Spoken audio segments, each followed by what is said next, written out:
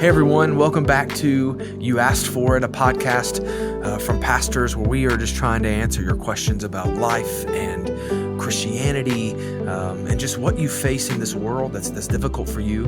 We have a question today that is an interesting one, and to help everybody understand why we're talking about it, let me give you an idea of our current context. We live in Hendersonville, North Carolina, which many places call the retirement capital of the United States of America. Pastor Steve, we've talked about this, that the average age of the people who live in Henderson County is 8 years older than the average age of the United States. And so with that, we have a lot of retirees, and with that, we have a lot of funerals. Pastor Steve, how many funerals do you think you've done in your lifetime? Well, I'm certain, I wished I had kept a record, but I'm certain I've done well over 1,000, because there's rarely a week here that I don't do a funeral. And you know there have been times in recent days where I've done as many as 4 in 1 week, often more than one, but as many as 4 in 1 week. Yeah, absolutely. And so with that, believe it or not, guys, the number one question that's been turned into us so far is the question that we're hitting today. It wasn't, how does God, do away with suffering? It was none of those things. It was this question, and I'll give it to you in 3 words: burial versus cremation. Go ahead. Well, we'll talk about the reason why that's the number one question in a minute. But let me just say, I teach church history, and I would say if you study Christian history, that Christians have basically preferred burial because the Bible clearly, in passages like 1 Corinthians 15, 1 Thessalonians 4, talks about the resurrection of the body. So that's been where we have headed toward. But here's a reality. If you bury a body, put it in the ground, after a good bit of time, the only thing that's left is dust, because Genesis 3:19, when he was handing out the punishments, he said, "From dust you came, till dust you return." And on the other hand, there are people who did not choose cremation but have no bodies to bury. We had many people through the centuries that were burned at the stake. Nero used Christians as human torches in the first century. You have people lost at sea. It was interesting to me when they showed the Titanic after they found it and they went through with the little robot camera. There were hundreds of people left on board, and not a single evidence of any human was there. Those bodies are just gone. Wow. Yeah. Roger Williams was the founder of the Baptists. Let me tell you a funny story. He was a seeker. He was one of those folks you didn't take real seriously, but he founded the First Baptist Church of Providence, Rhode Island. They buried him in a small grave in a cheap wooden box. But over 100 years later, Baptists were the largest denomination in the United States, and he had been our founder. And so the Baptists said, we've got to go and get his casket and put it under a proper large memorial that says, "Here lies the first Baptist in the United States." So they went to the graveyard and found that when they put Roger in that flimsy wooden crate in the ground, they had put him on top of an apple seed.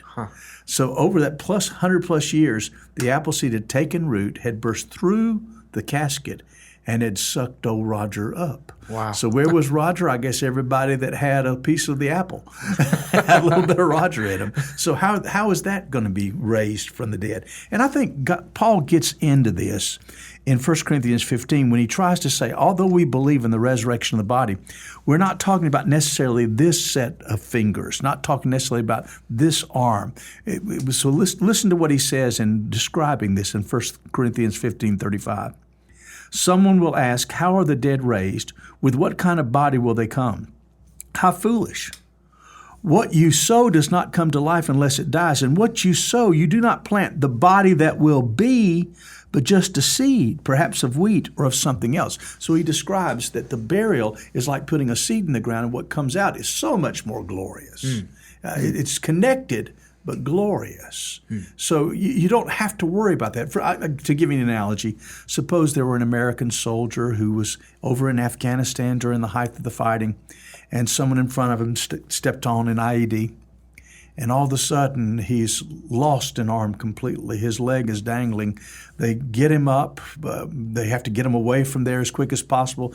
They take him to the nearest good hospital, perhaps in another country, and they try to save the leg but are not able, so the leg is detached there in that country.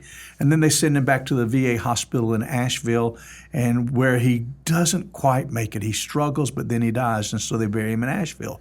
So he's got an arm in Afghanistan, say a leg in Wiesbaden, Germany, and he's got the rest of his. Is God at the resurrection going to say, pull yourself together, man. No, that's not what we're talking about. The burial of the body is just the seed, but it's not the actual body that will be glorified and raised. There's a connection, but it's not the exact same. Yeah. And he goes on and talks about that. Yeah, well, a scripture that we hold dear to our hearts is, as believers, is 2 Corinthians 5, verse 6. It says, "So we are always confident and know that while we are at home in the body, we are away from the Lord. For we walk by sight. We walk by faith, not by sight. In fact, we are confident, and we would prefer to be away from the body and at home with the Lord." And so if we are with the Lord, then we are away from our body. We're not in that body. Yeah. I mean, a great little colloquial saying, go this way to help us understand it. It says, "Here lies the body of old man Peas, buried beneath the flowers and the trees. But Peas ain't here, just the pod. Peas shucked out and went to God." Yeah, that was actually on a funeral stone that somebody found. Yeah. And that's true. You see, our Seventh-day Adventist friends in this town believe in something called soul sleep. They believe that when you die, your soul stays into the body until the trumpet sounds, so they would never consider cremation. When Billy Graham died, one of their TV preachers put out a little tract and said, "Billy Graham is not in heaven," and it was meant to be just a shock tactic. They believe that he's saved. They believe that he will be in heaven, but they're just saying he's not there yet. He's in that grave in Charlotte. Well, we believe that you're absent from the body, that I leave this body and go, and my soul is there with the Lord. And it would be a whole nother theological argument to explain why in the world is God going to bother to raise the body. I would give you one just quick answer.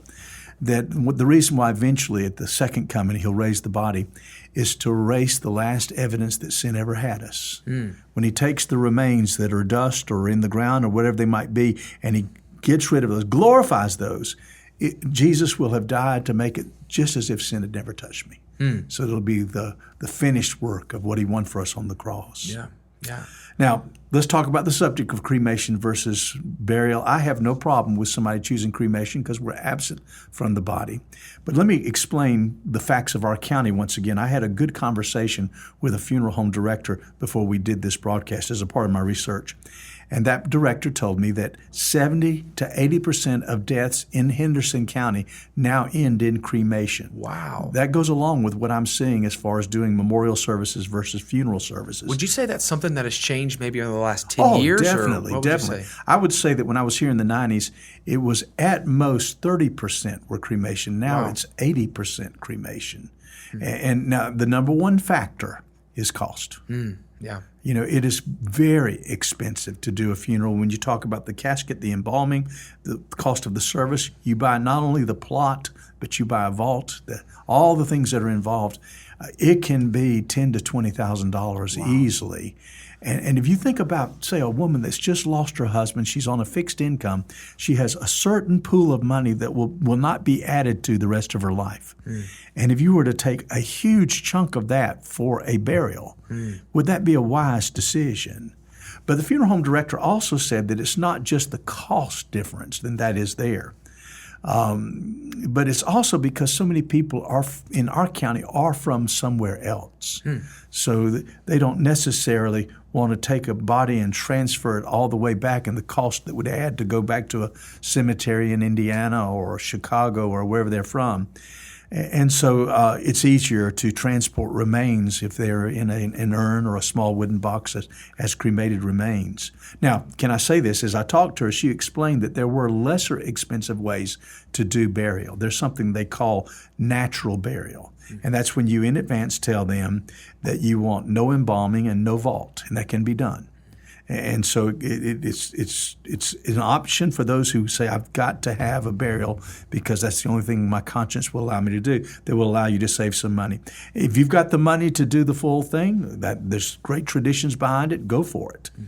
But what you'll find is in our town, and I've only researched our town, when it comes to burying cremated remains, one particular cemetery will allow 2 remains in one plot. So you buy one plot, get one small headstone, and put 2 remains in it. Wow. But there's another cemetery in this town that will allow you to put 8 remains in one plot. Wow. So you're not talking about buying 8 plots. So there's all kind of things. Now, I would say this. If your choice is burial, please consider prepaying for the funeral rather than waiting till it happens and saddling your children or your spouse with the trying to figure out how this price will be paid. And many people will pay a little bit in advance each month until they've got that done as a prepayment. Now, you had that experience. Yeah. So my wife's grandfather just passed away this past fall, and the fall of 2021. And I mean, it was one of the most incredible things in that he and his wife had completely paid for the tombstone, the plot, the casket, everything. It cost her family $21 to bury your grandfather, and that was just for a copy of the death certificate because they had planned ahead. When he first was diagnosed with cancer, they had planned ahead and say, we don't want to burden our children with this. And so they went ahead and covered it, and it was a blessing to the family. That is a blessing.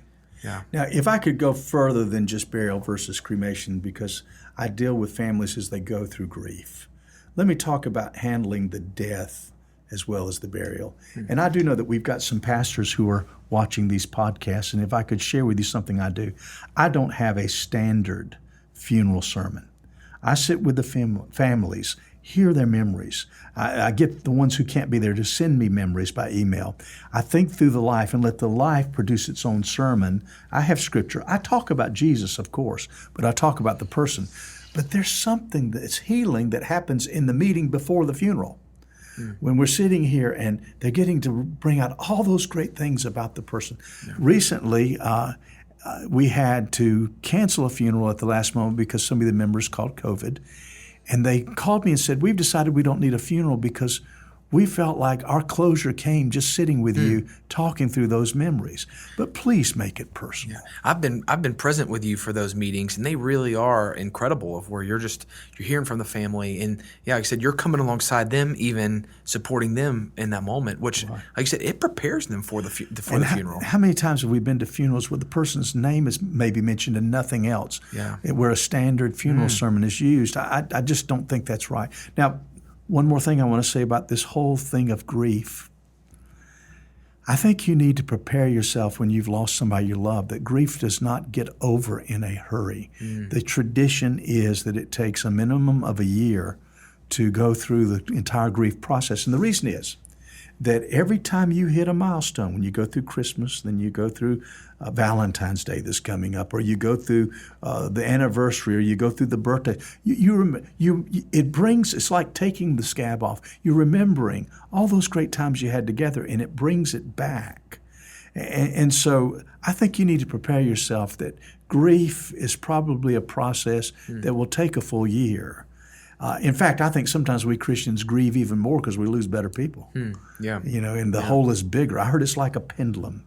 The more blessed you are with the person, then the more you will hurt when they are gone. Yeah.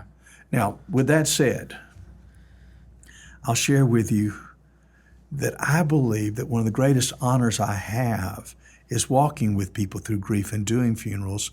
And you as a Christian can have a great role as a Christian in your witness during the times of the loss of a loved one.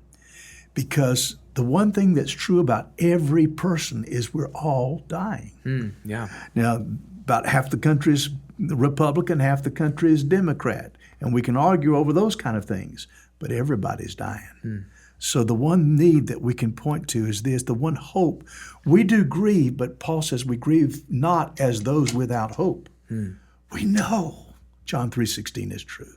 We know that heaven is real.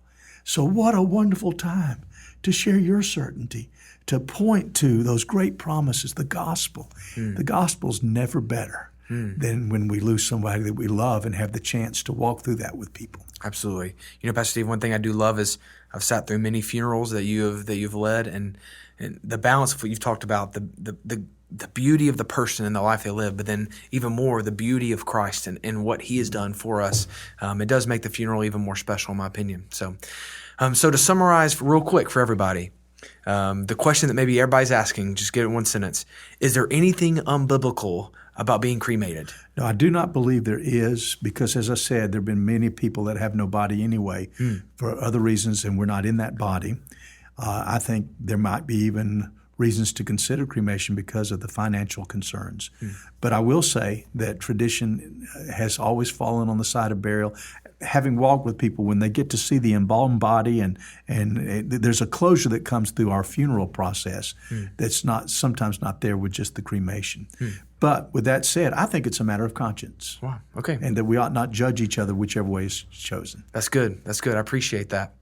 I hope you enjoyed this episode today. I hope it was helpful for you. For all the ones who have sent in this very question, I hope that it answered your questions. If you have any more questions on this, feel free to email us or go to the website, youaskforit.live, send in one. It might even be something that we can just personally respond to you about, that we'd love to walk through that process with you. Just to reiterate again, if you have a question you'd like for us to address, youaskforit.live is you can go on there and you can submit your question, and we'd love to add it to the queue. Just this week, we got 4 more questions that were added in. Great questions that we'll be tackling over the rest of this first season. Thank you for joining us, and we hope you have a great day.